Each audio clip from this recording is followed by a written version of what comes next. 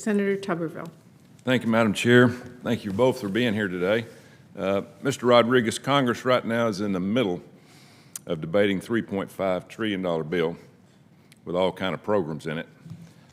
My Democratic colleagues continue to talk about pay-fors in ways that they somehow can justify spending that much money. I know you're a big fan of expanding unemployment benefits, and you want to make, and as we all want to make sure everybody has access. We also know that over the past year and a half, we've saw tons of fraud in unemployment. In California alone, we know there has been found out to be $11.4 billion in fraudulent payments sent out, possibly over $20 billion. I'm sure other states were in similar positions. The Department of Labor Inspector General estimates that more than $63 billion have been paid out through fraud. Mr. Rodriguez, what is being done to recover the money? Will people be prosecuted? And what will you personally do if confirmed?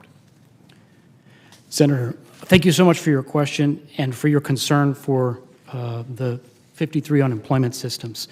It is absolutely the case that transnational criminal syndicates exploited the unreadiness of states with respect to security concerns. That's especially true with remote identity verification.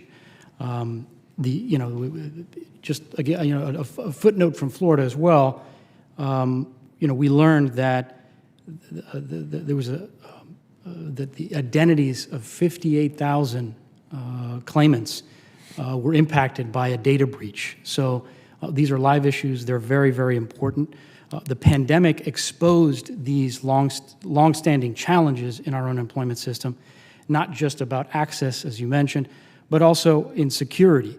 The design of our systems was out of touch with the modern workforce, but also the architecture of these systems was outdated and inflexible, and the fact that they were ill-equipped for security threats was part of that. The administration has moved forward with support from Congress, most recently through ARPA, to address equitable access, but also to root out the fraud plaguing the systems. It's provided immediate technical assistance to states, sending teams of specialists.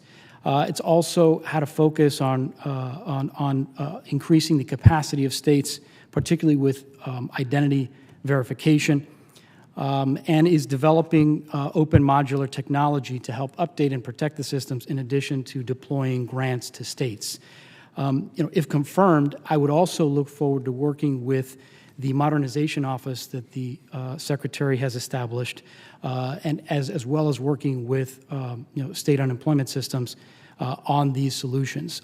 They're critically important, but I would note one of the reasons why it's so important to get this right is that despite the failures in our unemployment systems, they nevertheless were the reason why 53 million workers were able to stay afloat during the pandemic and helped stave off an even deeper recession.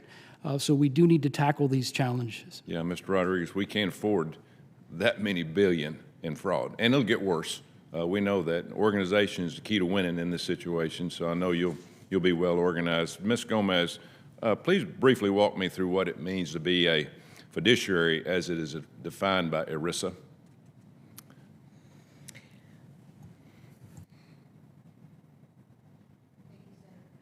Forgive me with my challenges with the mic this morning. Thank you, Senator, for that question. Under ERISA, you want to turn the mic on again there? Here we go. Under ERISA, there is a five-part Test. There we go. Under ERISA, there is a five-part test for defining who is a fiduciary.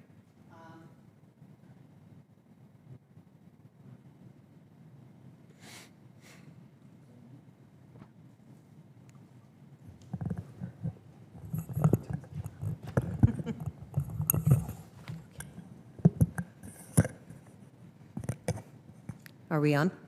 Okay. You're good. There we go. You're good. My apologies. There is a five-part test for determining whether an individual is a fiduciary, and there's really no there's nothing that is more central to ERISA than defining who is a fiduciary. But in determining exactly who is a fiduciary in different contexts has been the source of some disagreement, and it's been a long road to get there. And I look forward, if I'm fortunate enough to be confirmed, to working with the SEC as well as with the department to be briefed on the efforts of looking at the definition of a fiduciary in different contexts and taking another look at the conflict of interest rule and how it would apply in different situations. Would you agree that a fiduciary should always act in the best economic interest of investors and work to maximize the investor's total return on a risk-adjusted basis? Yes or no? I'm running out of time. Thank you, Senator, for that question. I think, unfortunately, that's not a yes or no question. Fiduciaries have various fiduciary duties, one of which is to act in the best interests of the participants and the beneficiaries of the plan, which has different nuances as to exactly how that would work.